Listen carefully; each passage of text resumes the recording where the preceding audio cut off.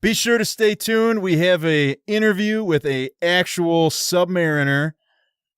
Eric runs the subreddit on Reddit. That. Yeah. A lot of good information. We learned a lot of stuff from him. It was awesome. And it was great. And it's going to be the longest episode ever. So enjoy. It will. Episode 15. And wait for it. Here it is. It should have been episode 571. Oh, man. Coming in hot. Coming in hot. We got everybody back on board. Thank God. I was missing everyone. I've missed nobody. Wow, dude. Zach with a... Well, luckily you sent that email last week to get us our Zac Facts. That was definitely you for sure. Yes, that was real. That was 100% a Zac Fact email. Right. Oh, man. Hey, if you guys didn't hear me, I said that was Zac Fact number 1 that he sent me Zac Facts via email. For sure. Oh, shit, my bad. It's that like getting caught in class. Got to read it out loud. It was Zach saying yes. Oh, my gosh. All right. Yep. So enough about... We haven't even talked about anything yet. Nope. Anybody do anything cool since we've last done an episode? I got something. I got a big something. And Alex, did you already tell him the big news? The 2-time? Yeah, I told him that last week. Ah, damn it. Never mind. You can say it again, though, in case somebody missed last week's episode. Oh, yeah. Yeah, just remind us. 2-time beer Olympic champions, Alex and Zach, along with 2 other guys. We did it. You've been surfing those waves up in the lakes? Yeah, we heard you got the surfboard. I was very drunk, and I gave that to my father, who put it up in his store. So I saw that online. Did you? Yeah. I was like, I know exactly where that came from. But I was also asking Alex, why the hell are they trying to give away a surfboard to anyone in Ohio? It seems really odd. Dude, that guy that worked at Jaeger just went in the fucking storage room and was just like, whatever. What shit can I just give these guys? I'll just strap this to the roof of my car or whatever. Let's go. Right? No, that's great news. Yeah, I have pretty big news as well. Jamie does have very big news. Bowling yesterday, last week of the year, and I officially am MVP of the league. Most valuable player. I won the most games percentage-wise of anyone in the league. Like a heat-seeking missile, I went straight for the robot absent bowler. That's the easiest person to beat in the league, and racked up a few wins and got that MVP under my belt. After I had to find out who it was, though. Yeah, and this is after doing a 2-time LVP, so literally worst to first. From the basement to the roof, I'm the MVP, and everyone else can fuck off. What were your scores, man? Did you ever break 140? I did. Oh, okay. Yesterday, consistently. I was bowling like shit yesterday, and I was breaking 140s, no big deal. So That's awesome. I'm pretty good. He kept it very interesting because he needed to win all 3 games, and the robot bowler only gets like an X amount of score. I think it was like a 203. 204. 204, and you came with in handicap, yeah. And you came in at like a 205 and beat him by one pin. I beat him by 1 pin. It's like, Jamie, what are you doing? I would have lost. I would not have been MVP. Win. But see, the robot. I mean, this is just in preparation for our robot. The revolution that happens, and I'll be ready for the to being part of the insurgents. Good job, Jamie. # bowling for life. That's right. I've even locked down a couple awards for bowling. Lowest score, lowest series. Yep. Second highest handicap series, though. That's right. So weird. lightest ball. No. Oh, okay. That's Frederick. Yeah, that's our buddy from Sweden. I think he has to get the ones from behind the counter. He could like overhand pitch the ball he uses. It's unreal. All right, as much as I do love bowling, I also love submarines. And so we should get into this guy. This is a good Alex, guy. This is a very good guy. It's a big one. What began as an innocent conversation among friends would soon spiral out of control and later be referred to by future generations as the 8th wonder of the modern world. Mac East Second Floor Studios takes you on the journey of your lifetime as your captains, Alex the Mustard Man, the artist formerly known as Brom, Jamie the Brain, Kyle El Capitan, and Zach the Backbone present Submersion. Alex, what movie did we watch this week? Oh, we watched a hell of a movie. It is the movie called U571. Yes, it is. Oh. Loved it. Who's going to do the McConaughey impression? Who can do the all rights? All right. That's pretty good. Hey. I'm actually surprised. That's a solid McConaughey. I was trying to do it before we recorded. I'm terrible at it. I don't even want to do it. I'm so embarrassed. Please do it. Please. It sounded like he was singing "Hey Ya." Yeah, I'm not by gonna. I will Outkast. not. We're like, all right. Okay, now, ladies. Yeah. We're, yeah. All right. So tell us a little about this guy. Kyle, you got some facts? All right, yeah, I do have some things go here. for All it. right, this movie is from 2000. Got an IMDb score of 6.6, much higher than some recent films we've watched. Yep. And it stars some very big people. We got Matthew McConaughey, needs no introduction. Nope. Bill Paxton, Rest in peace. rest in peace. Pour one out. Harry Keitel. Harvey Keitel. Jesus, All right. Kyle. Wow. I'm sitting there looking right at it. We're gonna- right at it. We're going to get sued by him, dude. That was Obviously- terrible. Yeah, obviously best known as part of the National Treasure franchise with Nick Yeah. Cage. No? Not Quentin Or Tarantino if you- movies. Yeah, or if you've seen Pulp Fiction, he is Yeah. the wolf. Right. And you have a None rock other- star, yeah, none other than Jon Bon Jovi. just rocking it out, singing "It's My Life." No, not yet. Oh, So soon. this movie hit Prayer. this movie hit theaters April 21st, 2000. Bon Jovi's "It's My Life" came out May 23rd, 2000. So a month and So a 2 month days later. after. It's probably once he saw like the reaction to the movie and stuff like that. He's like, "Well, whatever, guys." It's my life. Yeah. Well, he probably had the single Could out do whatever I before the actual album. It's not like it. Let's not let facts get in the way of our narrative. Let's break this down for the next hour. Yes, Bon for Jovi sure. is. All right.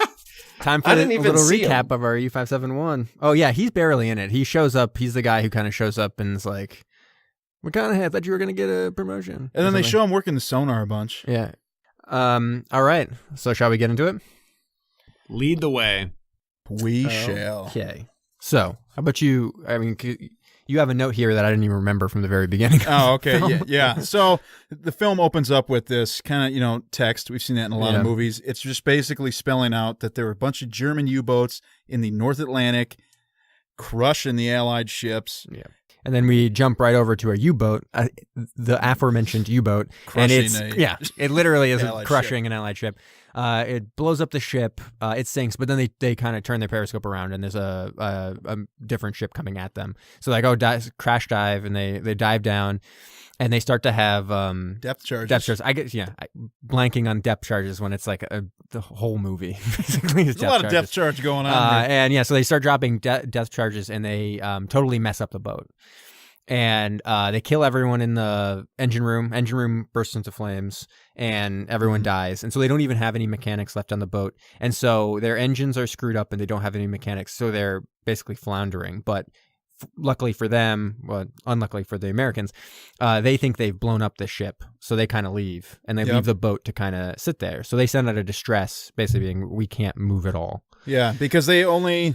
Sorry, I can't remember if you just said... I mean, you literally just said that stuff. But Yeah. they have engines knocked out, but they do have their batteries still working. But you can't run far on batteries. No. So they are kind of just sitting there. I got to let the waves push them. Yeah. And then, where do we go? Party in the USA. Yeah, so McConaughey is heading to a wedding. He's got the shortest hair I've ever seen on him. It's almost like Phantom, where like one of the people are getting married, and so he's in there and he's pissed. And we find out that he's pissed because he was supposed to get this promotion, and his commanding officer, Bill Paxton. did not recommend him for that promotion. Basically, cockblocked him, and He torpedoed the deal. literally cockblocked him because he was ready to get that dick out, and they were like, "No, you're not ready to pull your dick out. Put it away. Yes, you're gonna stay on your great XO, but like you just weren't ready to be in command." And it's interesting because they a similar thing in Run Silent, Run Deep. The real story of Run Silent, Run Deep, the book, is similar. It's like nowadays you wouldn't be so young and be in like charge of a sub, but back then in the World War II, it was almost expected that like when you were like 24 years old, if you were one of the guys up and coming, you would have your own sub. So it was an expectation for him, and it's almost like his career is over because he didn't get that promotion. Right. Even in the behind the scenes, they were talking with a former submariner from World War II, and he said that it would be really odd to have a captain who was over 35 years old. Right. Everybody was super young. Yeah. And so they're at this wedding, and he's having a shit time because he's angry about this promotion, but they get an alert because the Americans have intercepted the distress call from that German submarine and have figured out that it's floundering there, and it has an Enigma machine on there, which is how the Germans code their messages. And these are real things. Yeah. So the idea is that they're going to refurbish the submarine that they're on to make it look like it's a German sub so that they can sneak up on it, board it, and get that Enigma machine. Yep. Yeah. So, because they're going to, Trojan horse type mission. And we get a bunch of scenes of them kind of getting to the boat, being like, what the hell are they doing with this boat? They got a German guy on there. There's a German guy. He kind of like quizzes a German-American sailor about whether he can speak German, and oh boy, howdy can he. He basically is fluent. And so they're basically, it's like a perfect situation for them to potentially get this Enigma machine. And you also get some other scenes with extraneous characters. Like there's an African-American, I don't know what you'd even call him, crew member, I guess, who's kind of organizing this stuff. Well, he was a chef. I know he was getting the eggs and stuff like that. But I think he was kind of a catch-all. Yeah, eventually guy. He was driving the submarine, so I think he seemed like he could do anything. Yeah. And so they eventually, board the submarine and head out on their way. And I thought for sure that this would be the whole movie, would be this one mission, like get on the submarine, whatever. But they basically just like pop up and they're by that submarine, and they're like ready to board. In some movies we've had it where it's just really dragging on them, just like cruising around. Not at all. It's just, I was amazed. I'm like, okay, we're already at the boat. They're straight there, and they're basically saying like, okay, we're not Marines. You can't expect us because they have a Marine captain on board. Yeah, you can't expect us to go in and do this. And they're like, don't worry, like it's going to be very straightforward. Just shut your mouths. We'll take care of everything, and shoot if you get shot at, basically. And so everyone's nervous. All the sailors are nervous, but they're like, okay, we got to do this. And McConaughey has to lead the boarding party because he's the XO. Yeah. Captain can't leave or whatever. Can't leave the boat. Yeah, can't leave the boat. Yeah. Which I guess works out for McConaughey, but yeah, in the end it works out okay. So anyway, they start going over, they get in this little dinghy and they're moving across the water. It's a crazy storm. It's dark out and it's rainy out. And they have the one translator who's supposed to kind of call out and speak German because the Germans are like, hey, you're here, but they're all speaking in German. And he's like an intelligence officer, and he freezes up. Yeah, he can't do anything. Yeah. So then the little farm boy who speaks German, who didn't want other people to know that he's German because they'd hate him for it, has to finally intervene when they're getting real close. Yeah. He's like, "Hi, we're the engineer guys." Yeah, perfect German accent. Yeah, and he then the other guy unfreezes, and he almost like goes over the top with it. He's like, like we got letters, and they're in French perfume, and blah blah blah, and everyone's like, weird. But what a weirdo! Like, and everyone's like, we liked it better when you weren't talking. And they get on the boat, like as they're about to get on the boat and kind of like get the ruse going. The Germans see one of the guys has a gun. Like you see the gun underneath the guy's coat, and so they start shooting a little bit of a shootout. They're like crisscross. Yeah, crisscross, and they end up shooting their way into the submarine, and they eventually kill. Really hardcore because you think about it, all the Germans are either killed on deck or they get down below, and then there's only one way into the sub. Yeah, I'm amazed that they can even infiltrate, but they do use my favorite weapon in any type of multiplayer video game, a smoke grenade. Got it. And so they get down there and they're shooting, they're killing people, and there's all kinds of like close quarters, like action. Like McConaughey almost gets killed because he like opens a curtain and someone's sitting there with a gun. He's like, I got a gun. Yeah. And they shoot him and he just misses. And then McConaughey shoots him in the face. There's no way that guy should have missed. It's like from me to you. It's like the Greedo Han Solo situation, right? Like, right. Really, the question is who shot first. And I think in the new version of U-571, they made McConaughey shoot first. I think they computer graphics that in. Yeah. Oh, so I need to backtrack just a little bit to right before they boarded. I don't know if anybody else caught this, but when the German guys were yelling out to them coming up in the boats, they're like, "Hey, did you guys bring us some fresh bananas?" Oh yeah. Like, you did not just say that. That is bad luck. You better knock on wood. Yeah. Fortunately, you don't have bad any luck wood. for them. It's a submarine. And then they pull out their guns, and then they get to the back of the boat, and they find all of the rest of the crew members kind of huddling back there. So they get a bunch of prisoners, and they start to transport them back to the American sub. And in the meantime, like all of like McConaughey and his crew and the Marine guy in there are taking photos, and they're picking up the Enigma machine and stuff like that. And they end up getting up top, and somebody arms a bomb. Which I think this is a little premature because there's tons of people on the boat. And like, I'm just gonna arm the bomb. Come on, let's all go. Yeah. You're like, what? Yeah, Tank, the mechanic. I think his name was Tank, and he arms the thing, and they start to head over to the submarine, or a bunch of them are, and the captain is sitting there, and it's kind of like, come on over here, like waving at him, and then looks over, and there's a torpedo coming towards his submarine, and like, oh shit, and then bang, boom, the entire thing explodes. And Bill Paxton is thrown into the water and is kind of sitting there. Not looking good. Not looking so hot. And a bunch of people aren't looking so hot. Like someone gets a piece of the submarine smack in the face. He gets killed. And they're all running, and they need to crash dive. They need to dive the boat. And Bill Paxton's kind of yelling at him like, submerge, submerge, submerge. Like, leave me. It's like, you have to like, you dive the boat. McConaughey's got a little twinkle in his eye because he's like, "Oh, earlier you said I wasn't ready to be a captain." That's weird. But now who's the captain? Yeah, let's actually hash this out real quick. I thought you said I couldn't be a captain. And he's like, "No, and I now think you can be a captain. Submerge the boat." It's like, cool. Yeah. You want me to pull you in? Like, you're really close. No. I told you I didn't think you could be a captain. I'd rather die. You're like, oh, man. And so when they start diving, they... Well, first they have to figure out how the heck to sail this thing, right? Because it's all in German. So the people who know German are like running around the boat, telling them exactly what everything means, and they're able to kind of get things going. But another aspect of it is, first, the engine's all shot, so they're operating totally on battery. The second thing is they need to launch a torpedo, but the torpedo tubes are all in German. They don't really know what to do with them, and one's damaged, and one's totally fucked.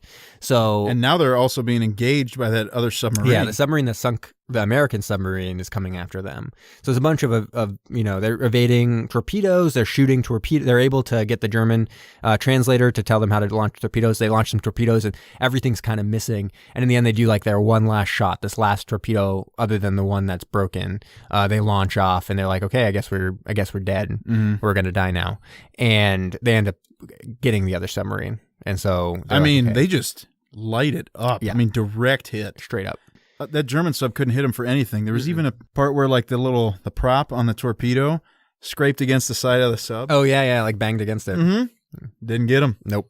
But right before they dove, they also took in who they thought was an electrician. Yeah. This part, they took in one of the German prisoners. They didn't know who it was. The captain. Yeah, apparently there was a cut scene where McConaughey realizes he's the captain, but it's not in the movie. That would have made more sense. Yeah, like you didn't really need him to be. Remember the that captain. scene where McConaughey was sitting there, kind of sulking, and he's looking at all the pictures. Yeah, like the idea was he sees the guy in the picture as the captain. Oh, that would make a lot more sense. Yeah, that scene would have made sense rather than just being an extra scene of him looking at pictures for some reason. Yeah. And so they're able to destroy the submarine, but they need some time to fix the engines because the batteries are basically run out at that point. And in the end, even after they get it up and running, the idea is like, okay, it's too far to go back to America. The quickest thing to do is to go back, go straight to England, to the furthest reaches of England, Cornwall. But before this, McConaughey kind of waffles on what he does. Because everybody's like, well, what would the captain do? And McConaughey's now the captain. He's like, I don't know. Yeah. And Chief, who somebody say his name, Harvey Keitel. Yeah, there you go. Yeah, not Harry Keitel. No. Oh, God. He's like, you cannot ever say you don't know. Even if you don't know, you know. Yeah. And so as they kind of chug their way, they're going real slow. They're chugging their way towards England. They see a plane kind of go by. Yeah. And one guy who was kind of questioning McConaughey in the beginning, he's like, shoot that plane down. He's basically, he pulls his dick out real quick and is like, quickly, shoot that plane. He's like, what is your dick doing out? Like, you're like a nobody. Like, put that dick away. Like, and everyone's like, I don't want to see that. I only want to see McConaughey's dick. What is happening right now? And McConaughey's like, do not shoot that plane. Like, we can still get out of this. All they think is we're a German sub. They know a German sub is out here that needs rescuing, like it'll fly away, and if we're gone, it'll just assume that we sunk because we were a damaged sub. Like, what's the big deal? Like, do not shoot it. And in the end, they don't. They don't. let it kinda go McConaughey through. punches that dude right in the face. But I mean, an issue for them comes up almost immediately when. Is this so almost immediately? Is it the German escaping, or is it the the Nazi captain goes all totally Bruce Lee on the guy in the engine room, just kicks him right in the throat, takes him down. So the guy who's like basically being an asshole to the captain runs back there and is a hero and kills the guy, even though he gets shot like a whole bunch of times. Oh no, doesn't kill him. The guy he gets shot twice, but he also subdues the guy. Yeah, he also shoots him in the chest once. Yeah. Somehow that doesn't really seem to affect the Nazi. No. I think it's because I think there was probably a cutscene where it was revealed he was half robot, half man. Oh, and they shot the robot side. Yes. So, it's only oil coming out. That's what you see on this show.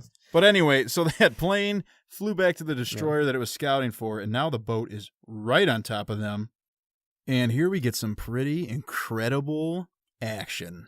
For sure, because they're sitting there and they're trying to board. Like the Germans come over and they're like, "Oh hi, ha ha ha, vive la France!" And they try to board. They're kind of like joshing around. They're like, "This is weird. Why aren't you like helping us out of this boat? Yeah, give us the rope. Yeah, come on, throw us the rope. Hey, throw us the rope." And they're like, all of a sudden they turn around and they start shooting at them with a gun and stuff. Like, oh shit! And then they're like, oh, basically we can avoid being found out if we just shoot their radio tower with like a missile and or whatever, giant gun. Yeah, and he's like, you got one shot. Yeah, do it. And so they do. And I was sitting there being like, I don't think that would work. Like, wouldn't eventually someone be able to report that they had been attacked by a German submarine and maybe an Enigma machine had been compromised? Like, I feel like they would err on the side of caution at this point, that maybe an Enigma machine had been compromised when this boat seemingly under German control is like attacking a whole bunch of people. I don't know. Yeah, it was kind of odd, but it worked for the movie. Yeah. But anyway, now all the Nazis are running around on the boat, and they're just using like small arms to shoot at the sub, and that's not going to do anything from the distance they're at. But then they start turning the big cannons around, and this becomes a bit of an issue, and the sub has to go deep. So they dive, they run silent, and they run deep, and they run real deep, and this becomes the portion of the movie generally referred to as the depth charge portion of the movie, where we spend most of the next like 30 minutes with the camera rocking around as people are just thrown around a submarine. Oh, yeah. Because goddamn does that submarine get totally fucked up. And I don't even know how it's able to even float. There are times where I feel like they were like, if we get another depth charge, we're totally going to sink. And then they got another depth charge. They're like, oh, damn. Like, wow, this thing's actually really solidly built. Yeah, wow. These U-boats, you could learn something from German engineering. I need to get myself a Volkswagen. Yeah. But something that was also pretty awesome here, I don't think we've seen this in many of the other movies, is when the depth charges were going off, they had some fantastic explosions coming out of the ocean, like huge geysers shooting out. It was probably, it was the first time we got to see the above view of what the depth charges do. Yeah. So anyways, they're kind of, the entire plan is similar to Run Silent, Run Deep, which is like eject debris and pretend like, all right, was that Run Silent, Run Deep? Or it was also another movie, right? This is going to have to be in the trivia episode where we figure out where all this stuff happens. After all these movies, I'm mixing in my mind. But there's a thing where they put like a body into a tube and a bunch of garbage and stuff, and they shoot it out of the... So it looks like they sunk. And it looks like they sunk. So that's like, kind of the plan is like, okay, we're going to eject this stuff up onto the ocean. They're going to think we sunk. In the meantime, they're going to go to that spot. In the meantime, we're going to like rise like a rocket from ridiculous depths and get up to the surface, like perfectly distance from them, and shoot them with a torpedo. And everyone's like, perfect plan. And somebody's like, wait, you're going to try to take down a destroyer with only one fish in the tube? Oh yeah. Perfect. Yeah. We got our fish check mark right there. Now the problem with this plan is there are multiple issues. First, they have to have the destroyer catch the bait, kind of like they shoot this stuff out, and it's never really particularly clear that the destroyer actually thinks that they were destroyed because it like rises to the surface and like they're taking the bait, but then they continue to be depth charged and stuff like that. Like, yeah, it was very strange. At one point I was like, oh, they must have not fallen for it, but then it seemed like it worked fine. So that was one thing. Well, the Nazi captain also comes back. Oh yeah, and he starts banging banging Morse code on the wall. That's not helping. Yeah. He's like, I'm in U-571, blow it up. Yeah. And then another thing is in order to do this maneuver and to get out from under the depth charges so they can survive, they have to dive to like, how far was it? Like, he said 200 meters. Was it 200 meters? They're going very far down. Yeah. It's like 656 feet. Yeah, for that boat, for the U-boat, it's like ridiculously deep. And everything is going fucking crazy. I mean, like, at some point, it's almost like, it's working. We're underneath the depth charges. And then, like, things just start exploding. Yeah. And they have to do a crash surface. They basically have to blow the ballast and try their best to rise. And they're able to reverse the curse and move backwards and get to the surface. And everything had to kind of work perfectly in this whole scenario, even though like a million emergencies happened while they were doing this very intricate plan. Mm-hmm. And yet when they get to the surface, there's the boat. And they have and as they're surfacing also, they're trying to get that the torpedo tube on because there's a leak. So there's a leak in the airline, and this is where McConaughey has to ask one of his buds. Yeah, this is like the true fix captain this thing. And it's like a hostile he's probably waters going to die. Yeah, it's like a hostile waters thing where it's like you don't want to send one of your sailors off to his death, but like being the captain, it's a tough choice you have to make. And so it's like you have to go down there. And he tries to go down. The kid goes in there and tries to stop the leak, but he can't reach it. And he comes up and is like, I can't reach it. And it's like, you have to reach it. And so when everything explodes, he gets kind of trapped down there, but in his last like dying breath, he like closes the leak and is able to kind of close everything off. Yeah. And they're able to have the torpedo ready to go. The boat's coming at them is going to totally fuck them up, but they're able to shoot off their torpedo and sink the boat. In a fantastic explosion. Giant explosion. It's almost like these things are carrying gas. I guess they are because they're boats filled with gasoline. But it's like they hit exactly on the gasoline because it really did. One torpedo on this thing was toast. I guess that might be true. It is a torpedo. Yeah. This is where our inexperience is really showing because I'm not like a torpedo expert. Yeah. Yeah. But anyway, they sink it and here we go. Their boat is basically totally screwed up. Yep. So they're just like, well, let's scuttle it. This thing's going to sink. Get out the little dinghy raft and let's row off into the sunset with the Enigma Machine. McConaughey's like, I'm still captain of this boat. Can't you tell? This tiny dinghy. And he just looks down and goes, can't you tell? And everyone's like, oh, man, we're on this little boat. Why you got to do that? And then it finishes with some more text basically saying none of this was true.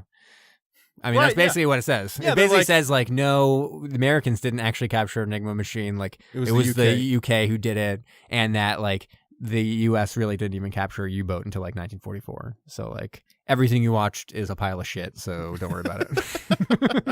I don't know. I thought it was kind of odd that they...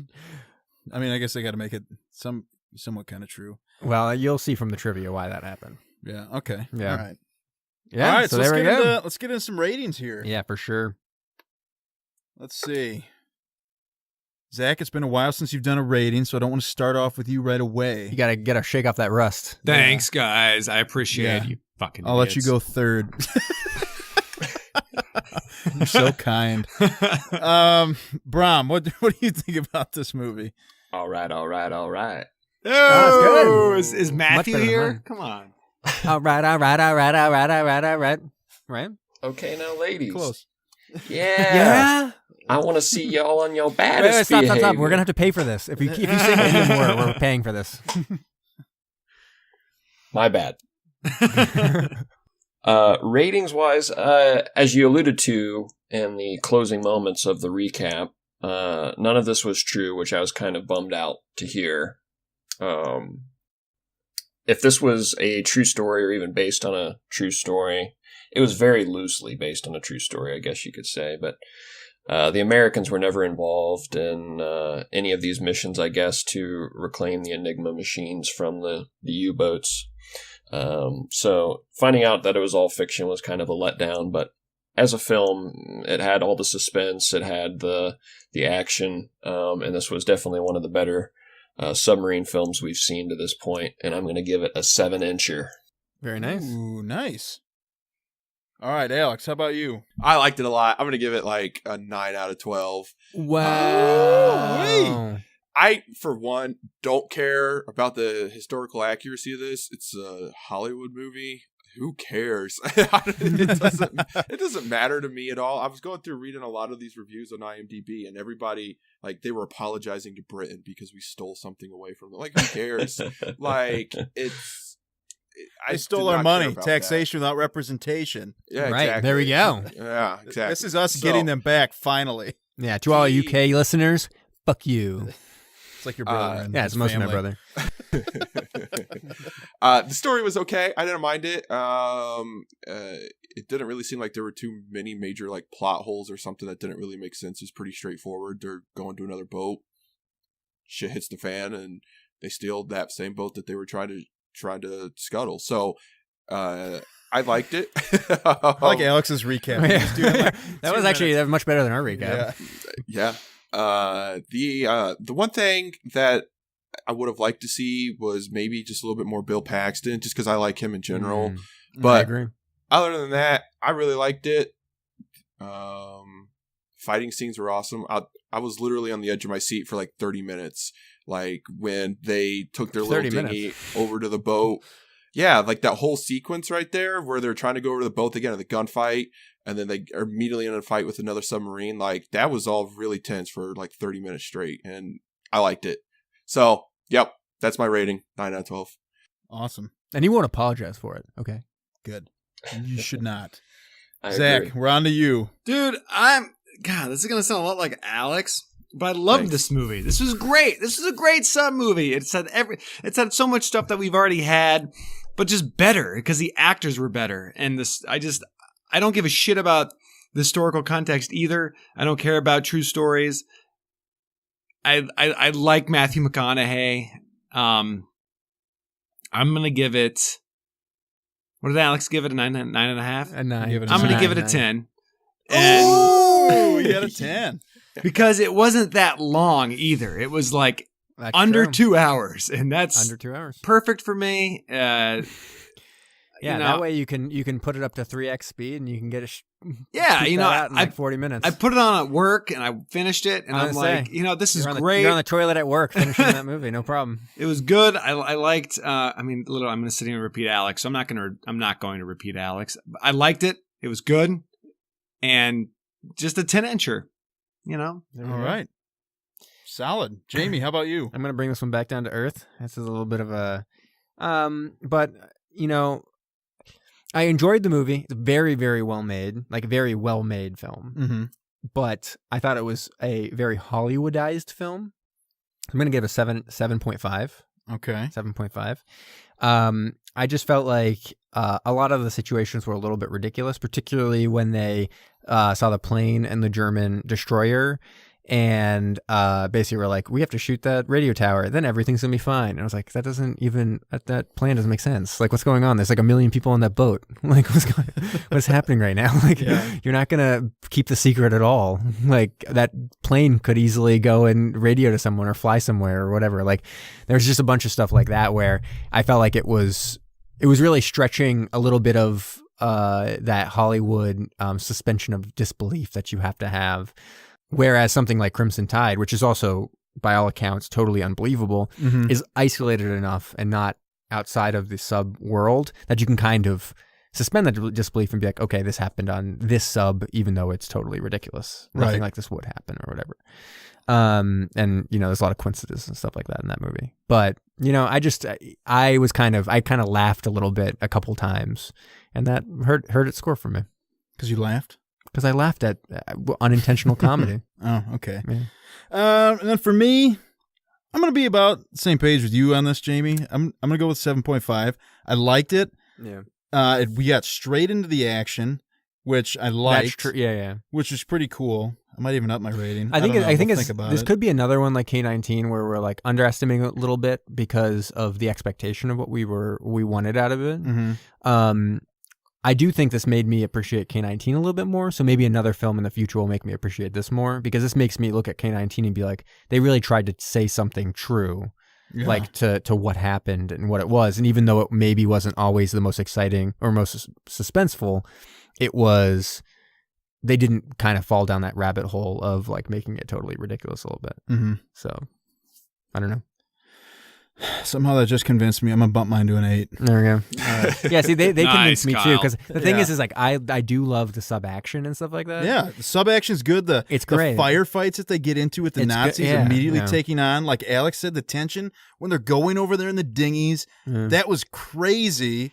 And then the boat explode. I didn't even think the movie was going to turn out this way. Yeah, as they were describing their scores, I was like, you know what, I actually like this better than I thought I did. I think Because I mean, when Entertainment. they got the Enigma machine, I thought, okay, like they're just going to get in their boat, maybe head back to base. There's going to be some kind of like other thing attacking them most of the way back. I didn't expect to see that whole thing just blow up immediately, and then, oh hey, we got to take this thing. We don't even know how to work.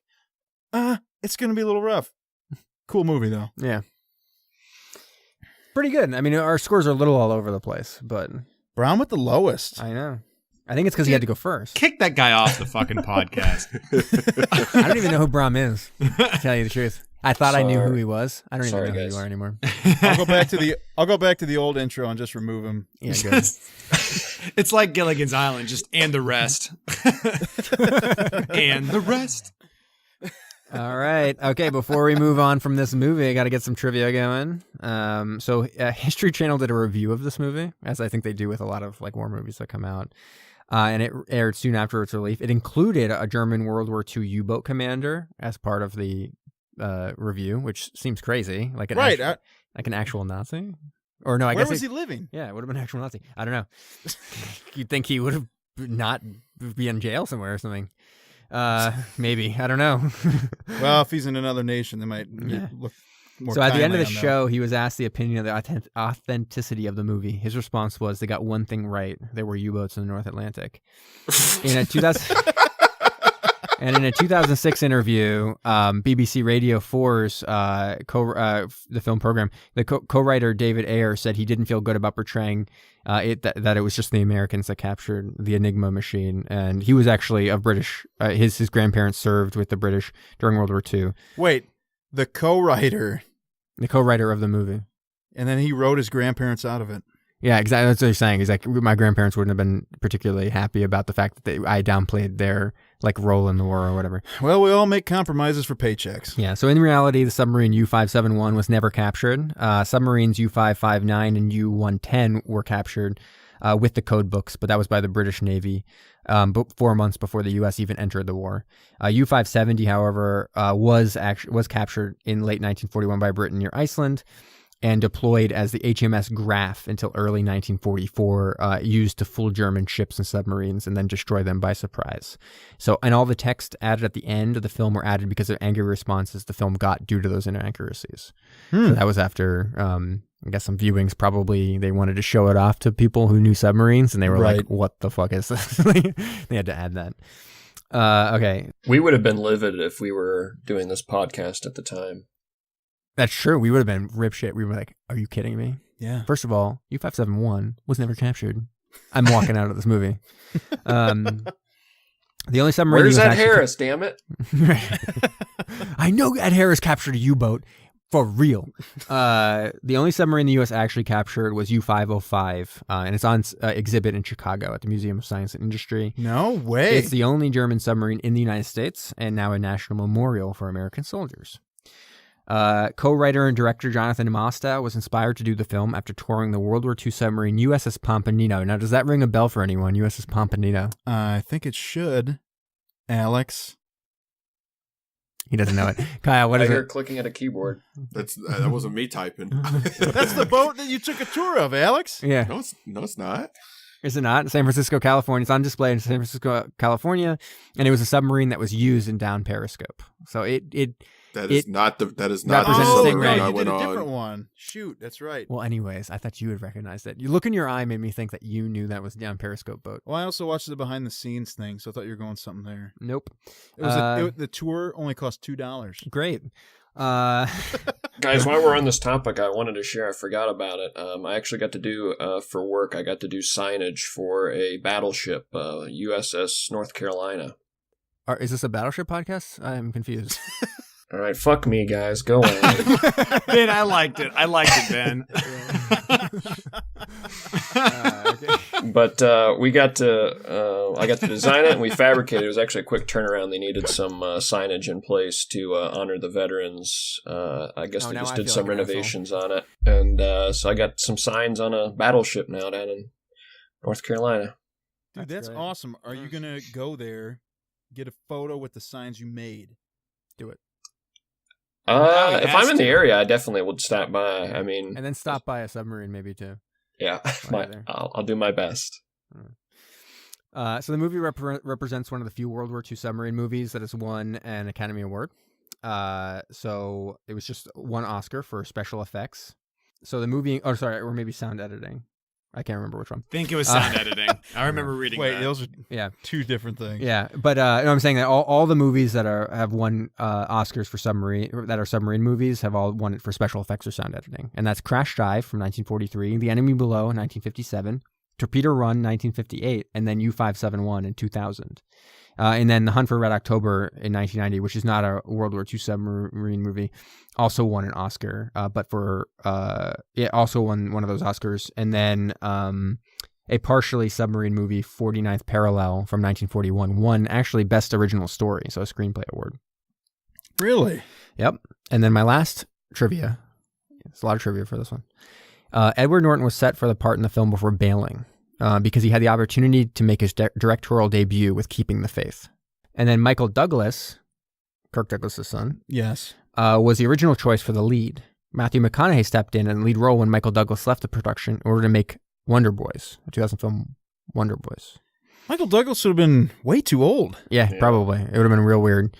He was actually in a submarine movie called The In-Laws, where it's a rom-com-y type movie, but rom-com like an entire plot is that the person's in-laws are secretly trying to buy a submarine or something. This sounds like my future kids' suitors problem. Right. All right, so we're going to do a little alternate casting. So I'm going to use some of the cast from those two movies, Keeping the Faith and Wonder Boys. So which role do you think Ben Stiller would have been good in? God damn Ben it. Stiller. Stepping on a Zac Facts. I can't believe you just said Ben Stiller. Step on all of those Zac Facts. That blows me away.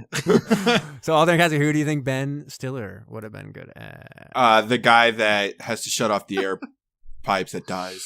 Ooh. I would have been cracking up. He would have been making some kind of face, like in Zoolander, when he's underwater, he's a merman. He would have been a good German captain, too, I think. Freaking blue steel underwater. And then he dies. Like, huh. What about Robert Downey Jr. from Wonder Boys? Ooh, man. Okay. He could be the XO. Yeah. You take McConaughey's spot? Yep. I think that's the natural position probably for would him be because of the charisma. Yeah. Just oozing charisma. For RDJ? For sure. But he's also Iron Man in this version of it, too. Anyways. Oh, perfect. What about Tobey Maguire?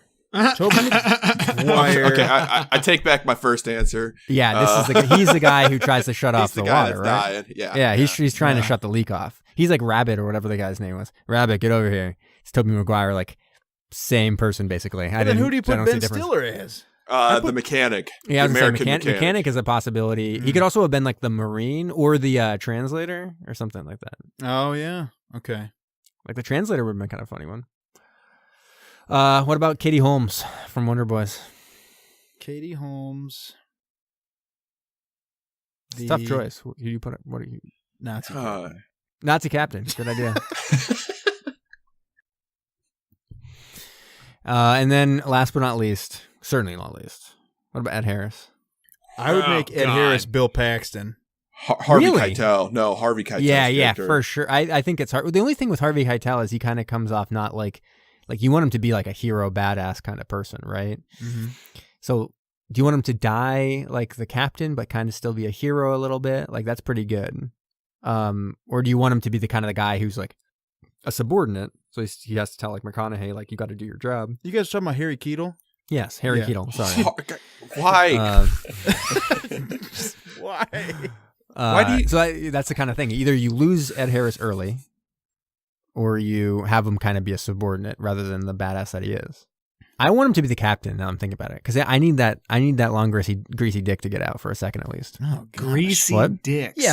Why'd you gotta say greasy? Greasy. I didn't say that, guys. I envision you're just all thinking it. I envision a penis dripping in grease. That's all I'm thinking. I didn't say it. I did not say that. I imagine like a sea lion. Yeah. Kirk Douglas is into that. Oh man. Alrighty, and here we go. That's Last a segment royal for me. Got to take it to this Phantom Zone. Oh. Engage the Phantom. Phantom's engaged, sir. All right, so USS Pompanino is not the only inspiration for the film from Down a Periscope, because I used most of Down Periscope's Phantom Zone for U-571 because it was part of it. Bill Paxton was in U-571. He was also in Navy SEALs. Navy SEALs featured Michael Biehn. Michael Biehn, we know Michael Biehn, right?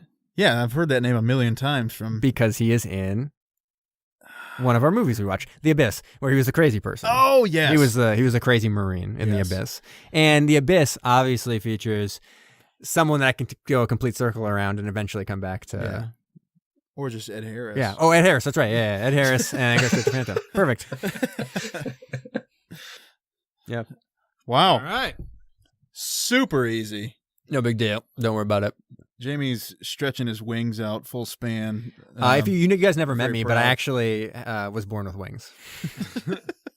It's a blessing and a curse. Probably get it. Yeah. 504 for that. Yeah. The cool thing is he can fly anywhere. He doesn't have to pay for a flight. Right.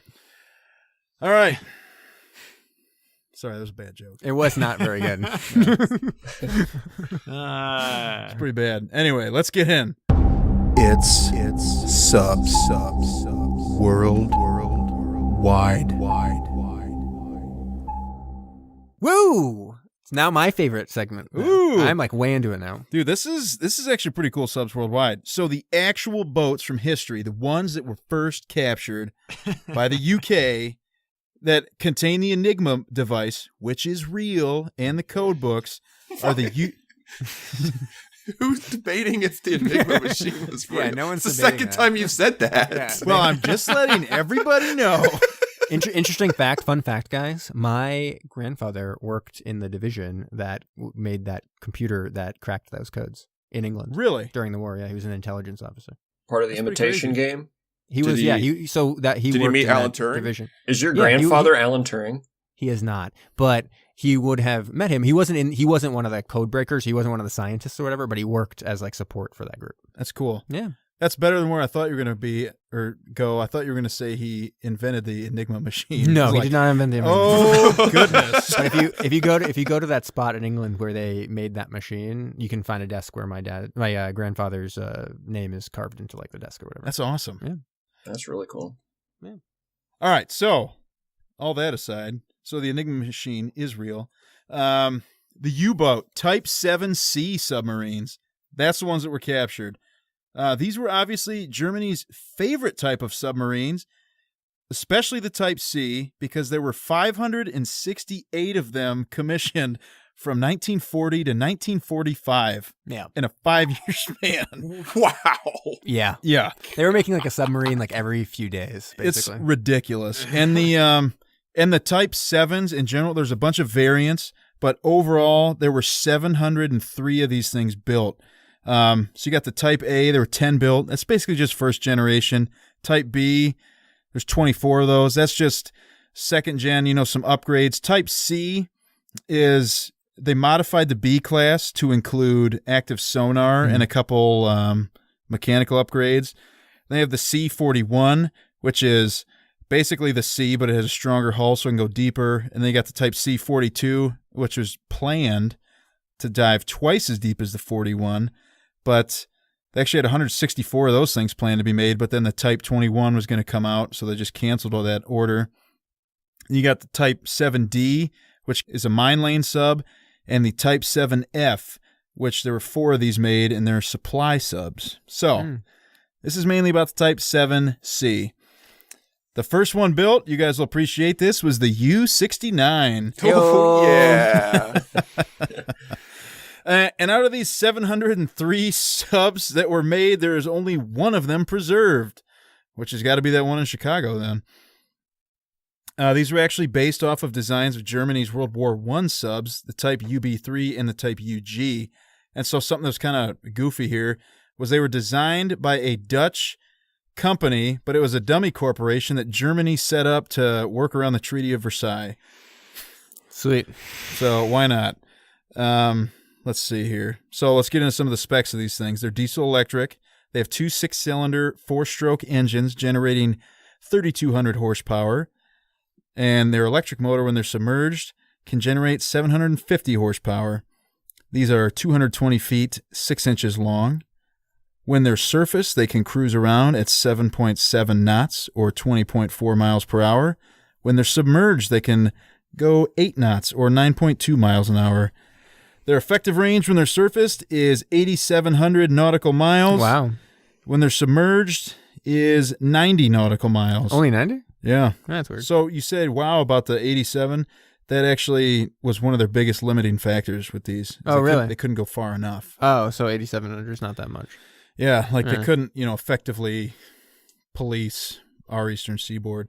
I would have thought that 90 nautical miles submerged might be difficult, but I guess that must be for the batteries and stuff. They have to surface every 90 miles. Yeah. Crush depth. So in the movie, they go down to 200 meters, and that's, a really big deal. But the crush depth on these things, it gave me a range. So it was 230 to 295 meters. So it would have been able to handle that. Maybe because it was damaged or something like that. Yeah, that could do it. Sure. These also held 44 to 52 people. Again, it gives more than enough for us. Yeah, it gives me a range just because of all the variants on these subs. But the weapons that came with these things, they got a deck gun. It's an 8.8 centimeter SKC-35 naval gun that holds 220 rounds. They have 4 bow tubes and 1 stern tube for torpedoes. They hold 14 of those torpedoes. They can also hold 26 mines. And something that's kind of interesting here is some of these boats, there was one that was damaged and it was converted into what they called a U-flak or a flak trap, which they just basically turned a U-boat into an anti-air boat and float around and put some heavy guns on top of it.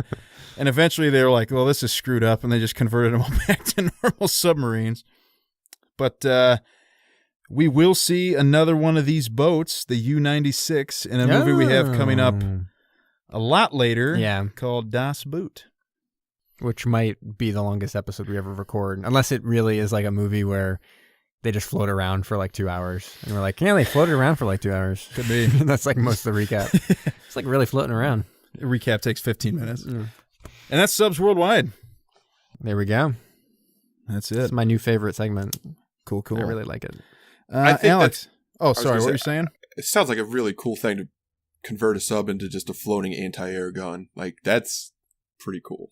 It's a good idea for our future too. When our first submarine we're decommissioning it, we can turn it into an anti-aircraft surface boat. If we get somebody who, anti-aircraft party boat.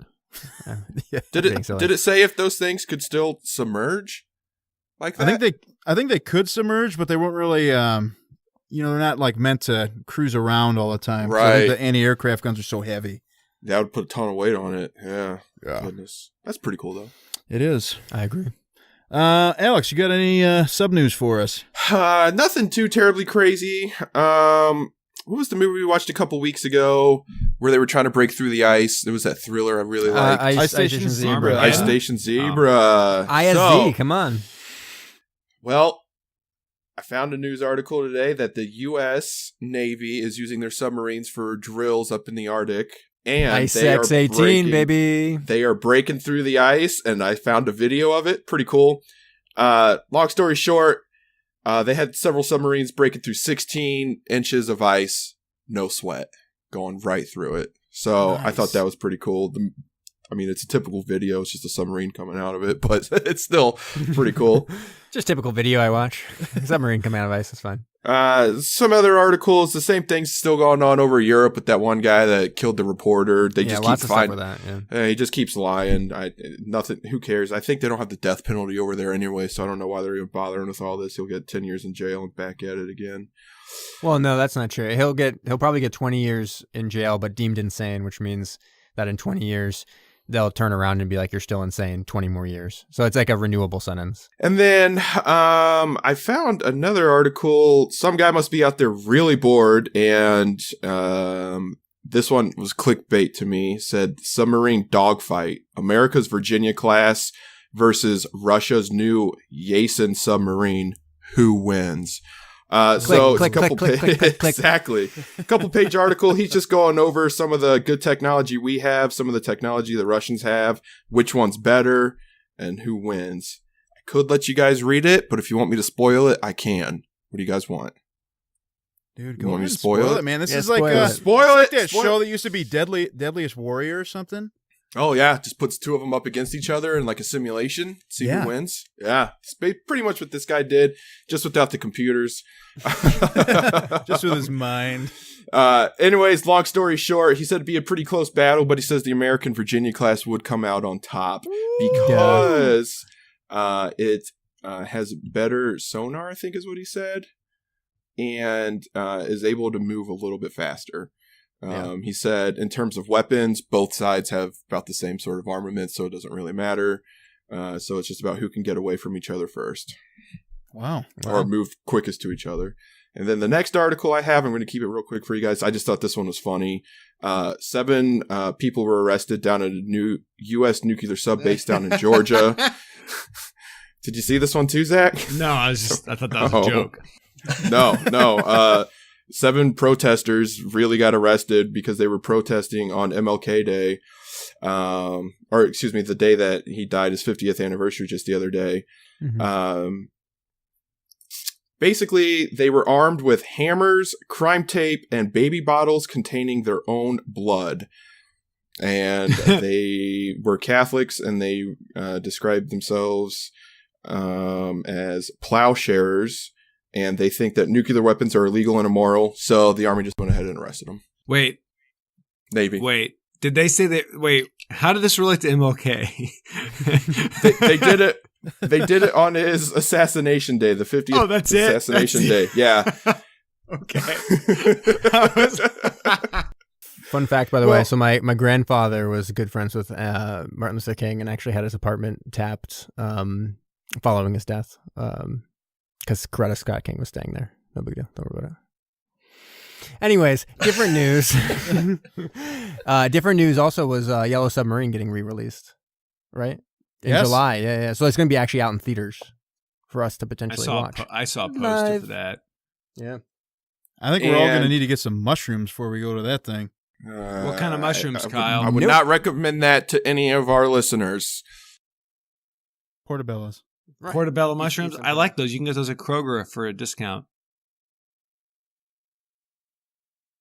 Alrighty. So, last thing I wanted to say, just to clear up the air with everybody, the submarine I visited was a Soviet submarine called the B-427. It was a Russian sub, not a German U-boat. So you're Russian, is what you're saying. You're a redcoat. No, it was just the sub I was on. No. All right. So for all you listeners out there that were confused before, this was down in Long Beach, not up in San Francisco. Oh, okay. Just clearing up the water. we got a power rankings, is that right? Yeah, Brom, what do you got for us tonight? All right, guys. So I say it every week, but for new listeners, I go into all these movies, I go into them blind, not knowing anything about the film. So I was surprised when Matthew McConaughey showed up on screen. What? Well, you didn't even know he was in this? No, I didn't know anything about it. And he showed up, I'm like, oh, nice. Because at that point, well, I think I'd seen Bill Paxton and Henry Keitel. And I'm like... It's Harry Keitel. Harry Keitel. And so when McConaughey showed up, I was pretty excited. He's been really doing some great roles with like Dallas Buyers Club, True Detective, stuff like that. And so seeing one of his earlier movies was pretty neat. So my list tonight, McConaughey, arguably, I feel like you could add him just about every movie and it'd be a more fun movie. So these are the top 5 McConaughey movies we need. We've got McConaughey on a sub. Where do we go from here? All right. So these are little plot synopses that I've got. maybe I work one of these into a full-blown script and present it to him, see what we can do. All right. Get in contact with him, yeah. All right, so here we go. IMDb Pro. I think he's not, he may be a listener, so if you're listening, listen hard, Maddie. Maddie, we know you're out there. Let me know which one of these you want to do. I'll get the ball rolling. Here we go. Number 1. All right, this movie is called 900. It's a working title, all right? Mm-hmm. This riveting biopic of Tony Hawk, portrayed by Academy Award-winning actor Matthew McConaughey, chronicles the story of the legendary pro skater as he lands the world's first 900. All right. So how much are you asking for that script? Just like for like, if I wanted to option it for a film or whatever. $10 million. $10 million. I'll give you $700,000. Okay. Wow. All right. Deal. You walk down on that. But I was thinking, this would be a great movie for us to watch in season 2 when we cover skateboard movies. Oh yeah, for sure. I will quit. Number 4. All right, here we go. Let's do my best movie voice guy. The son of Leonidas, Matthew McConaughey, seeks vengeance as he raises an army of 900 Spartan warriors to overthrow the tyrant Emperor Xerxes. Legendary Pictures presents 900, Fall of an Emperor. So this is another film called 900? Oh, I just realized that, yeah. Crazy.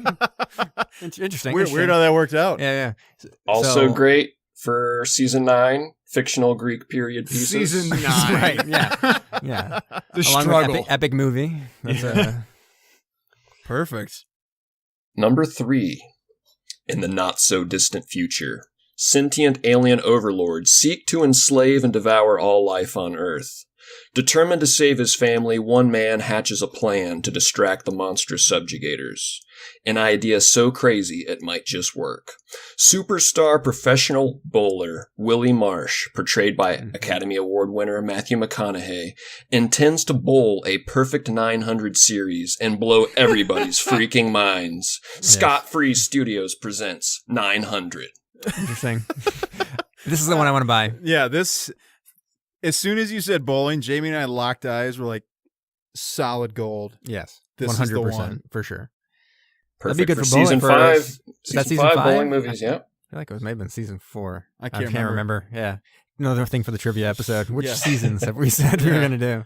What are our upcoming seasons? I don't think we have anything for season 3 yet. I am Maybe not sure we bear ever said movies. it. Yeah. I like bear movies. Maybe number 2 will give you some ideas. Here we go. All right, here we go. In 2048, when a faraway meteor threatens to destroy Earth in 2 months' time, a terraformed Mars appears to be the only answer to save life itself. An exodus to the Red Planet is launched with an elite team consisting of Natalie Portman and 899 radiation-resistant clones of Matthew McConaughey to propagate the human race. The CW presents the 900. CW. You added a little "the" in the front of that one. Yeah. I could dig that. Yeah. I'm not they're watching thinking it. about starting a streaming service, so this would be maybe their killer app, their launch title. It almost sounds like the plot to Doom, the movie. Hey, with The Action. Rock? Yes. Yes. For sure. When are we doing that one? What season can we do that one on? God. Doom. First Video- person video shooter shooter Oh, movies. that'd just be the Rock movies. It's Season on the Rock. Yes, exactly. Season on the Rocks. Season on the Rocks. Nailed it. Yeah. Oh my Trademarked. God. I'm so down for that. It's stupid. But not skateboard movies. Not skateboard, but The What Rock. if there's a rock every day. skateboarding movie? I hope There so. The rock bottom, skateboards. Yes. All right, guys. Lastly, right, we here got we go. number 1 here. All right. 1980s hip-hop disc jockey Leland, played by Academy Award-winning actor Matthew McConaughey, leads a monotonous life in the radio booth. His world is turned upside down when an elderly woman trapped in a raging fire misdials 911 and instead dials 900 Mix-a-Lot. There's no time to alert the real first responders. DJ Leland springs into action, risking life and limb in Fahrenheit 900. Oh.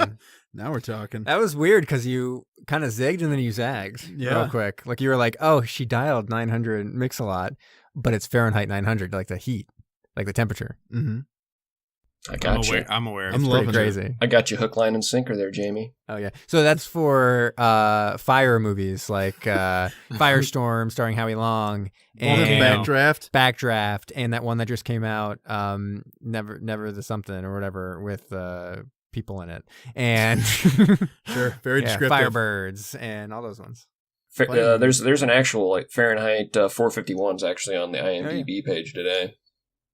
That didn't inspire this. I actually thought of it, and then I saw it on IMDb. I'm like, oh, that's fitting. It's weird, like when the internet reads your mind. Mm-hmm. Yeah, synchronicity, what it's called. But that is my list this week. I loved it. Great. Thank you, Jamie. I'm okay with it. Well, save the best segment of the show for last. I think Zach's just a little disappointed because we stomped all over those Zac Facts. Dude, it seems like almost every week now you're getting it. Ben Stiller, I can't believe you fucking came out with Ben Stiller. Man. All right, Zach, take it away with some Zac Facts. I got nothing, guys. Oh my God. Zac Fact. Just kidding.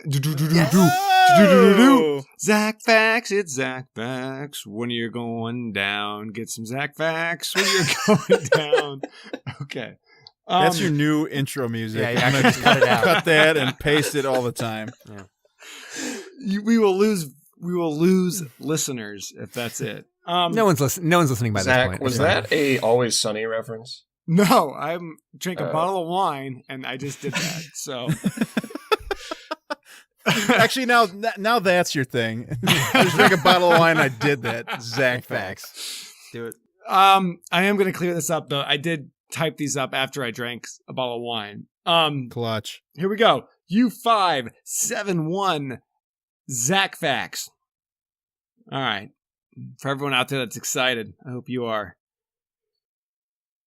The opening scene is actual footage from World War II. Zac Fact. The text scroll? Yes. Yes. They took that from the Germans. That was really impressive camera work. Yeah. Yeah. It was pretty good back there. What was Goebbels was the name of the German film director? Goebbels did that. Goebbels? Goebbels? I'm thinking of that Tarantino movie. All right, moving on. Next Zac Fact. Matthew McConaughey's Lieutenant Andrew Tyler is the most popular character to cosplay at submarine conventions. Something to look into, for real, though. Yeah. You never know. Submarine conventions. You never know. And then we would cosplay as Phantom Cast. We go get a booth. You'd be like, what do you imagine? guys do? We're like, look at us. Podcast, come on. We have 160 episodes. That's when we know we made it, is if we get invited to a submarine convention. Invited? No, we're going to fight our way tooth and nail to get into I think one. we pay for a booth location. This would be like not subcon, right? We don't know what that's going to be. One. Substitute teacher convention or a submission. Hey guys, we got invites to SubCon 2018. We'd go. Totally. Yeah. We're talking Why you gotta say it like that? We're talking Well, about we'd have a Subway good Sandwich story Convention, for right? SubCon. We'd probably be celebrities by now, right? Yeah. Mm-hmm. Hesitation. Zac Fact number 3. Bon Jovi performed a live concert every night during filming. Oh my God. And each time it was in a submarine. Wow. And each time it was, it's my life, it's now or never. Dude, living on a prayer. I wonder what the acoustics are like in one of those. It's got to be deafening. I always think that when End they're of shooting the film, yeah. guns in there, it's just like, oh my God.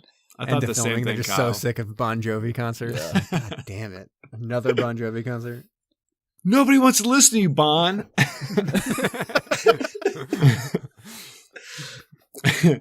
Next Zac Fact. The group vice president of Lincoln Motor Company loves submarine movies and specifically picked Matthew McConaughey for his role in their commercials from this movie. Is that also why he was in The Lincoln Lawyer? Isn't it weird that he has a Lincoln commercials and he was in No, The now Lincoln with- Lawyer like years before? Not with that fact that Zach just That's read. true. That Zac Fact clears it all up. Boom. Solved. All the pieces are falling into place. For sure. All Bad the conspiracy. subs are coming to port. I like that. Thank you. All right, I only got a couple more. There is a porn parody of U571. The name of that movie is You and I 69. There we go. Oh man, we It's stepped gonna be all real- over these Zac Facts. These The Das Boot porn parody is going to be real easy. That was the one that was U69, right? Yeah, that's the name of the boat. Yeah, there we go. Oh, Easy. God. Easy breezy. It's already done. Actually, That's Das it. Boot is much easier as Das Butt, right? Damn it. God damn it. Oh, German shit. sub porn. Yeah. All right. Last Zac Fact. I'll give it with this one. U571 is rated as the highest rated film of all time in the UK. So that's it. That's it. They love that we decided, Yeah. the U.S. decided, Exactly. no, you weren't good enough. We're going to show how the Americans would have Yeah, done it's like hate watching it. You It's get like it. watching it's like watching a sports team that you really don't like so you can watch them lose. They like Exactly. watching this one You because of how much you they guys hate it. get it. It was Americanized because Yeah. America rules everything, so we got it. That's it. Pass. At Mac East Second Floor Studios, sometimes we don't have all the answers. In dire times like this, we've decided to call in the very best. Welcome to an interview with an expert.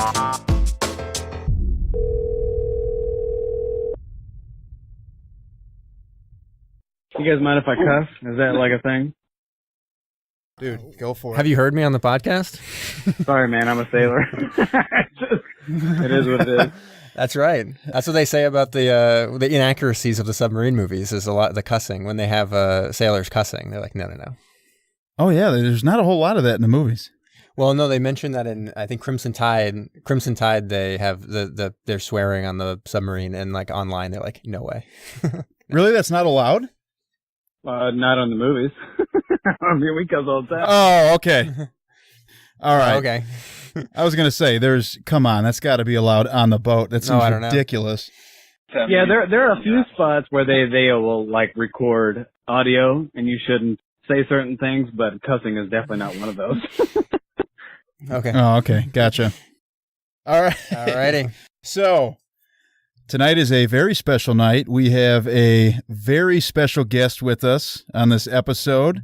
Eric is a actual, and we have a question about this First term. question, really. First question in this interview, because I've heard it both ways. Is it a submariner or a submariner? So it's actually submariner, because if you say submariner, like you're under a marine. So it's actually submariner. There we Okay. go. All right. Clarified. See, and that's basically we're bringing knowledge to the world because we didn't know it. Yeah. Well, that's basically all we had for the interview. So. Yeah, that's it. That's all the questions. All right. Well, thanks, guys. Appreciate it. Yeah. All right. So, you and I got in contact online. Do you just want to kind of tell people about, some of the credentials you told me about? Because they are very impressive. Yeah, definitely. So I joined the Navy in 2002, 2001, late 2001 after 9/11. I went to submarine school, did that whole thing, and became a conventional mechanic for about 4 years on the USS Hampton. And then about my final year and a half, we were hurting really bad for torpedomen, and they didn't have the torpedomen at the time didn't have any really good mechanics to work on the weapon systems. So I cross-rated over to torpedoman and became a TM2 for about a year and a half, and then I separated in 2008. And then probably around like 2011, I started getting the itch where I miss submarines, because it's just something that happens. Anybody who's been in the military, it's kind of like, you watch Al Bundy, he talks about, his football career in high school, same thing, right? Sure. After a couple of years, I started Yep. getting into that same itch. And I didn't actually found, but I helped start the submarines subreddit on reddit.com. And been doing that ever since, and I've just been super hooked. And that's where we met. On the subreddit, yep.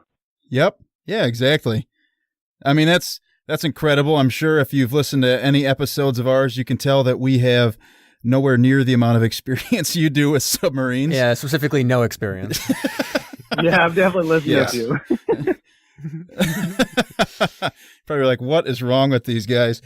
I'm actually super excited that there's somebody that's not or wasn't on submarines that's really excited about submarines. Like, you don't get a whole lot of that. You get a few screenwriters or something that, somebody that wants something out of it. But, you guys are just, you seem like real big fans of it, and I'm really excited about it. Yeah, we started off, doing the podcast kind of on a whim, and I'll tell you what, my love for submarines has just grown. They're very impressive weapons. Yeah, I actually search around like today when free time at work. I was like just flipping through, typing in the SSN-750 or whatever, and I was like reading the Wikipedia page about it. I'm like, I just randomly read about random submarines now. My wife thinks it's kind of weird, but whatever. Well, the great thing about it is nobody knows a whole lot about them unless you've been on them or you've dealt with some like weird intelligence job or something.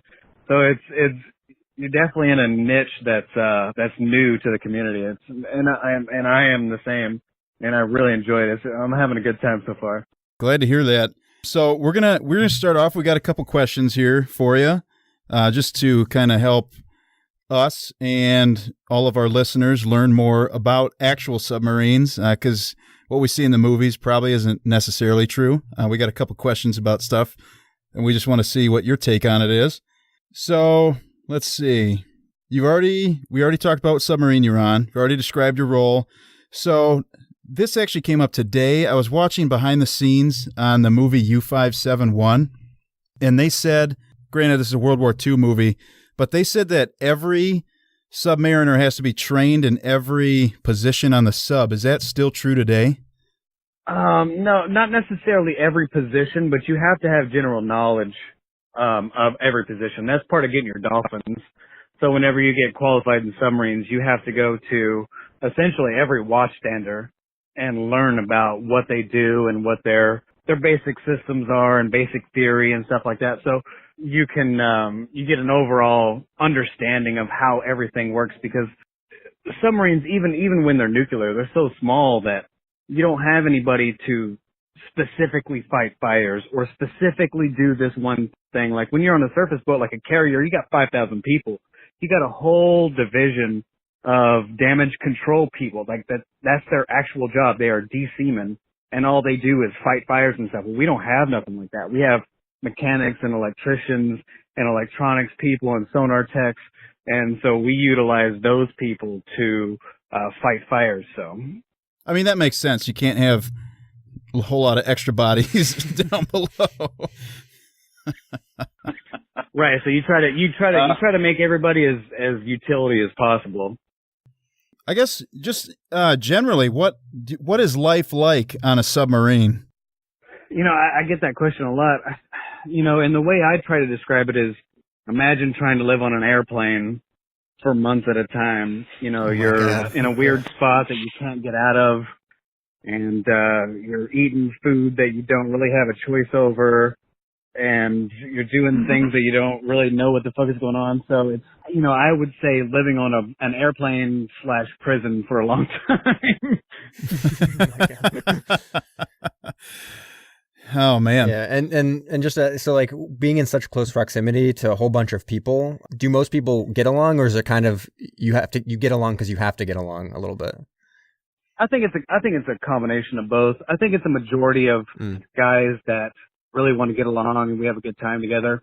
And then, you're forced into a spot where, you have a guy that was forced onto you, so you have to deal with him. So there's a majority of guys that really, they really enjoy each other and they have a good time together. And if you don't have that, you have a really bad environment. You have a lot of people that are trying to get off. And so you really try to make it as cohesive as possible, because you're hundreds of feet underwater and there's absolutely nowhere to go. You couldn't open that hatch if you wanted to. Like, you cannot get out of there. So it's a weird position where, like, even if you were a prisoner, at least you could try to get out of there. At least you could just, like, bolt for the fence. They may shoot you, but at least you got a shot where, like, there's nowhere you're gonna go. You know. I do want to ask, what was the longest time that you were ever, like, submerged or on patrol in one go? So the longest for me was over 50 days. I can't really tell you how long it was, but it was over 50 days where we were underwater, where we did not come up. Wow. Air or anything like that. And what did it feel like when you finally got off the sub after those 50 days? Well, so I was actually on 2 deployments. The first one was I was on the Hampton for the ISEX in 2004, so we went up to the North Pole in 2004 with the Tireless. And we were up there and came back after about 3.5 months. And then in 2007, I went on a Westpac, which is a Western Pacific deployment, where we went over to Japan and that area over there. And I kind of got lucky because I got to go to school for the first half, so that was only like 4.5 months of a deployment there. But that was when I did my extensive underwater part. And it was it's different. You know, you run out of the fresh stuff after about 3 weeks, and you live off of freeze dried stuff after that, and you just hope that you don't run out. You get to pull into some port. Oh man. You know, I was a conventional mechanic, so I wasn't part of like the top secret, where we're going to go, what we're doing part. And so I was just hoping that we were going to pull in somewhere nice. So you just kind of got to follow orders and pray that you're going to end up in maybe Jamaica or something. Yeah, definitely. Like they call it frankincense, where if you go on deployment to a special area, you know, they don't necessarily give you a clearance, but if you hear something, don't say something. Don't say what you heard. So, you know, so that was the gist of my secret knowledge. You just mentioned IceX, and that I think was just going on this last month.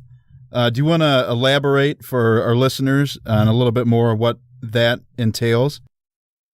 Right. So there were 3 submarines that went up there. Generally, from what I understand, every year or 2, the UK and the US do what they call an IceX, which is some kind of operation, right? And so what they do is they go up to the North Pole and they will surface through the ice and the North Pole, like, you know, dead zero all the way across. And kind of show everybody that, hey, you know, we're up here. We know how to get to the North Pole, and we know how to surface there, and we know what's going on up here. We have a lab up there called the Arctic Ice Lab, and they help the submarines surface through there. So I went there in 2004. They just got done with IceX 18, which was the Connecticut, the Hartford, and I can't remember the UK submarine, to be honest. But yeah, we try to go up there every year and try to show everybody that, you know, we're definitely a presence in the North Pole for sure, because spoiler alert, the ice is going to melt in the North Pole in the next 30, 40 years, something like that. And they're going to be shut. Yeah. So and there's shipping lanes that are really close to Alaska and Russia and a lot of other very, very northern countries, and it's going to be very contested. So we are out there trying to show what we can do. Flexing a little muscle in the snow. Not necessarily flexing muscle, but just showing that, like, you know, we're up here. You know, gotcha. We're not trying to be dominant, but we definitely want this to be open for the world. You know, one of the things that, you know, before I joined the Navy, I was a really conspiracy theorist and all this stuff, and I thought the U.S. was doing all this crazy stuff, but they're definitely out there to help everybody out. They don't want certain people to dominate that area and keep it open. No, that makes sense. So when you guys are up there, do you guys break right through the ice like we've seen in, let's say, Ice Station Zebra? You shoot right through it, or K-19 where they shoot through it like 50 knots. Yeah, probably not that dangerous. Fast, yeah, we just shoot through it like a bullet. We just fly up through it like a whale, like in the latest Fast and the Furious. You know, we're just shooting missiles at cars and stuff. Yeah, definitely. That's perfect. No. No, whenever you go through the ice, so you go up there with the Arctic Sublab, and the Arctic Sublab they basically live up there at the North Pole. And so whenever you want to go up there, they will draw, you can see in pictures where they draw these enormous lines in thin ice. Because when you go up there in a submarine, you have a camera that looks up the whole time. And you can also see videos of that too on like NavSource and stuff like that, where you drive under the ice the whole time. And so you finally find your spot where you're supposed to go. What you do is you take your submarine and you come to an all stop. So you're dead, you're like at a dead stop. And you bring up the front of the submarine a little bit. So the sail, which is that flat part that sits on top of the boat, obviously, the sail comes to a point. So it's not flat to the ice. So it comes up to a certain degree angle. And then what you do is you do an emergency blow. So you basically like do an emergency blow, like you see the submarines come flying out of the water. They do that really, really deep. Well, when you do with the ice axe, you do an emergency blow real quick and you just come up with your feet. And it forces the sail to become kind of a knife or a point, and the boat kind of pokes up through the ice, and then the boat will kind of flatten out naturally. And then you have guys that come over and peel the ice off the top of the hatch, and then, you know, you have a guy that opens the hatch, and next thing you know, you're in the North Pole. It's pretty cool. This sounds awesome. This is really cool. So I do have some questions that kind of go back to some of our the movies we've watched and the accuracy of said movies a little bit. And just in general, I saw online, and this may not be true, that Down Periscope was the most accurate portrayal of life on a submarine. Do you have a movie that you think of as being particularly accurate to what you've experienced on a submarine? Down Periscope, definitely. It's actually a joke with you and my friends that you know, when you watch U-571 or Hunt for Red October or movies like that, they're super, you know, for the operation and what they're doing for the mission, and everybody's super quiet and you don't hear anything and everybody's staring at screens. Like, you know, when you're on mission, yeah, that's exactly what it's like, where we're super on point, you're not going to beat us, but there's like a traversing period, you know, where you're like going out and just trying to do something, and it's not necessarily, I don't want necessarily, it's like a frat house, but it's a bunch of guys for the most part. I mean, there are a few submarines now that have women on them, but for a vast majority of it, it's a bunch of guys out there. It's kind of like a frat house, and we're trying to have a good time on an underwater prison, you know? So, yeah.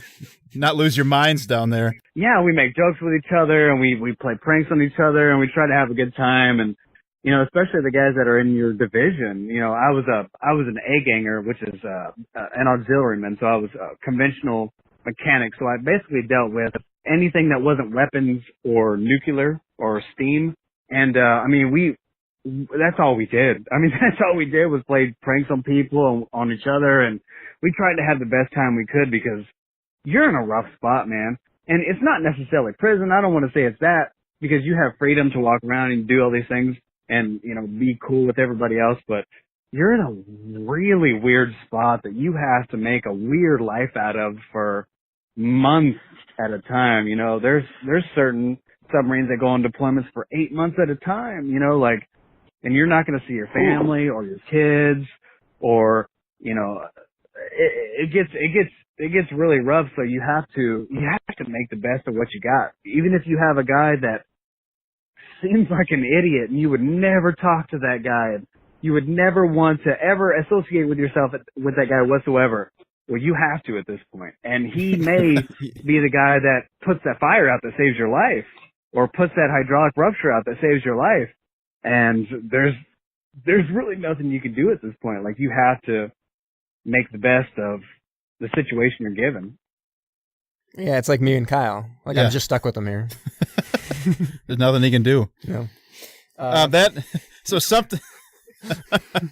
something you just said made Jamie and my eyes light up, because in a lot of these movies that we watch, a submarine will bump into something and then immediately a fire breaks out or it's taken on water. Now, I don't want you to have to, if any of that stuff's classified, do not tell us, but have you ever had a fire on a sub you've been on? No, definitely. I was only on the Hampton. I took a few tours of other boats like the Virginia class and stuff like that, but I was only on the Hampton. We definitely did not have any fires. We definitely had some things that scared me. So we never had anything catastrophic. Like I got lucky. I'm not saying I got lucky, but I was on a boat that was, it was fantastic. That boat took care of me. It had no leaks. It was fantastic. The Hanson was an amazing submarine. It was an engineering marvel in my eyes. But there were definitely operator malfunctions that scared the hell out of me. I had a few times when I was on that boat where I was like, I don't know if we're gonna make it, and there were all times that were operator malfunctions that should never happen. And one of them was, so you have the propulsion side is steam, so you can possibly have a steam line rupture. Like if you have you heard about the old steam boats where the boilers would rupture and kill a bunch of people and blow up, right? Well, we didn't have nothing like that, but we definitely had steam, and it was high temperature, high pressure. And so we had a guy who was brand new. We called them nubs, right? They were called non-used bodies, or just brand new people didn't have their. Oh, okay. And and so this guy was standing watch. He was brand new. It was his first day, and he saw this little bitty steam leak and called it away as a steam line rupture. And so at this point, I'm asleep. I hear the radiation alarm go off, and I hear a steam line rupture, and I think I'm gonna die. I'm like, oh man, like we're gonna cook like crabs. We're done. Oh yeah. And so nothing happens, and so we get up. We're running our normal drill, what we're supposed to do, and nothing happens, and they call it away, and they're saying nothing. There is no steam line rupture. Secure yourselves. Okay. So we start listening, like, what? That's a rude awakening. Yeah, like we're all, like literally everybody thought we were all gonna die, and we were like, what's going on? Oh, well, this guy saw this little. It wasn't even a steam leak. It was just heat coming off. Thought it was a steam line leak and called it away as a steam line rupture on accident. It just scared everybody half to death. So it was like, you get those little things where you're like, oh man, like, I'm not going to die, but it's a possibility. I bet you guys didn't let him live that down for a while, huh? Oh no, definitely not. No, and that was one of the great things about submarines is that you really get to mess with people, and they give you a special leeway. Like when I was in San Diego, I was stationed in Point Loma, and it was a submarine base. There was nobody else that was there. So you could do special things like walk around on base in your poopy suit or the coveralls. You can do special stuff like that. But you got a special treatment, like I can't get rid of you. So I'm not necessarily gonna do what I can to get rid of you, but I'm gonna treat you pretty badly and see if you just want to quit. Because you know what? If you quit because I make fun of you or I make fun of your wife or your kids or whatever, how do I know that you're gonna actually put that fire out? Right, yeah, they're not going to be able to depend on them. You're a nuke, so how do I know that you're going to secure the reactor? You're going to do these things that are going to save multiple lives, not just me, but hundreds of people's lives. Hell, if we're in San Diego and something happens to the reactor, how do I know that you're going to take care of it? So we definitely push people to limits. And it's a special life, man. It's definitely a special life. It sounds like it. It sounds crazy. Something else that we've seen in movies, it seems kind of odd, but we've seen it in Crimson Tide, The Abyss, Black Sea, I think even in Phantom and Hostile Waters. And K-19. Yep. There have been animals on the subs. We've had a dog in the movies, 2 rats. Three rats. Oh, 3 rats, yep. And a couple birds. Were there any intentional animals or unintentional, I guess, on any of your missions? No, definitely not. We couldn't handle any type of animals. That was actually one of the special advantages that I didn't know when I joined the submarine force was, once I got down to the boat, I realized like we don't have any bugs, we don't have any rats. We got these. That's nice. We got these hatches that barely fit people through. You're not going to have rats like running down and jumping in through the hatch, or you're not going to have bugs or mosquitoes or spiders. Like I crawled in weird spaces And it took me a while to kind of realize, like, oh, there's no spiders in here. Oh, yeah, because you're on a submarine. Like, yeah, we don't have black widows or anything like that. You know, there was definitely no dogs or canaries, you know, in the coal mine or anything like that. Now, I'm not saying that back in the past that they didn't have that, because I'm sure they did. Right. The UK was really big, and the US got pretty big into pets to kind of moralize everything that was going on in World War II and after World War II. There's like subreddits dedicated to these pets. Okay. Yeah, there was definitely like dogs. It was more surface ships than submarines, because on the submarine you couldn't take an animal. There's just no way. I mean, like where's a dog going to take it? Right. Or, you know, or piss. I mean, it's just going to make a big mess. Yeah, Crimson Tide was just in the hallway, I think. yeah, definitely. But on a surface ship, like they could literally just walk up topside and take a dump, and they can just spray it off with a hose, and it goes into the water. Like, you know, we didn't really have that advantage, so there was no animals. No, I'm not saying that we didn't like experiment and do things and do other shit, but on the boat that I was on, we were definitely just doing what fast attack submarines do, which is not dogs and cats. It's not a dog pound. It's a submarine. Yeah, I mean, they would just get in the way, and they'd probably get crushed under something. It just wouldn't be worth it.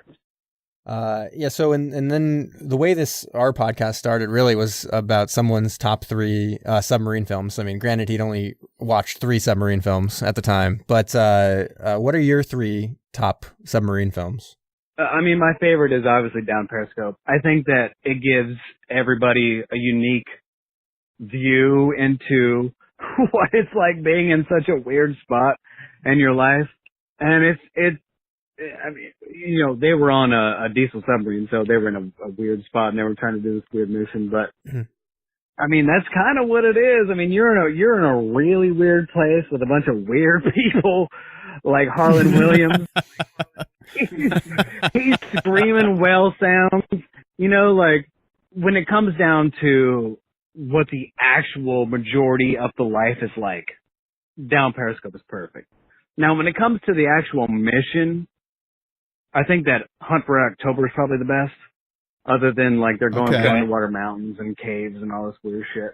But when it comes to like the actual mission and everybody's paying attention and they're doing their thing, and you know they're in the USS Dallas and you know they have their ball cap on, like that's exactly what it is. I mean, it's people doing literally the best they can to not only not get caught but not die and do the best they can for the United States. You know, when it comes to, I say number 3, but it kind of ties for my favorite, which is the pilot episode for Last Resort. Sorry. It's a ballistic missile submarine that gets a mission of you need to launch a missile towards, I think it's Pakistan. But they go through some weird channels that don't make any sense, so everybody's like questioning it and doesn't know what's going on. And they kind of run away and say like, look, no, we're not going to do this. And I have an SSBN that's got 16 ballistic missiles. So what are you guys going to do? We're not launching these, and you're not coming after us. It is fantastic. It is the best representation of if something crazy happened on a ballistic missile submarine, this is what it would be. I'll definitely have to watch that. Yeah, then. we'll have to see it. Yeah, they have at the very end, the captain does some kind of speech over like a TV to an audience or something, and his speech is like, I mean, it broke me down. Like I was just like, wow. I mean, this is the scariest thing I've ever seen and the most amazing thing I've ever seen. You have to watch the first episode of it. It's 2 seasons and it kind of goes off into some other stuff, but that first episode is fantastic with the captain's speech at the end. It is phenomenal. I will definitely check that out then. Yeah, for sure. That sounds pretty awesome. Let's see. All right. So this is a non-sub related question, but in a email that we had going, you said that Matthew McConaughey is an American cinema hero, and I cannot agree more.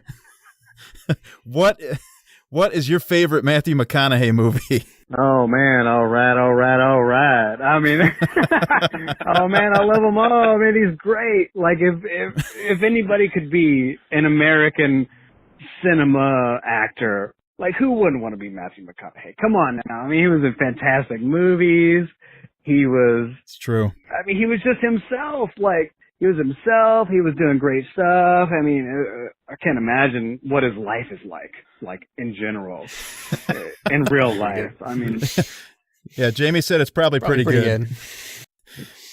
I love him in the movie Tropic Thunder. Oh man, he's great. And like the fake character they have on F is for Family with on Netflix, and where he's like that character where he's not necessarily Matthew McConaughey, but we all know he's Matthew McConaughey. It's great, man. It's great. he's what everybody as an American man, what would they want to be, just living that life. Can't say it any better than that right there. That's about all the time we have for the interview. This is going to be included in the U571 episode with your boy McConaughey. All right. Well, yeah, thank you so much for coming on and doing this. I really appreciate it. And thank you for your service. Oh, yeah, no problem, man. I enjoy this stuff. If you guys ever need anything, let me know. You guys enjoy your night.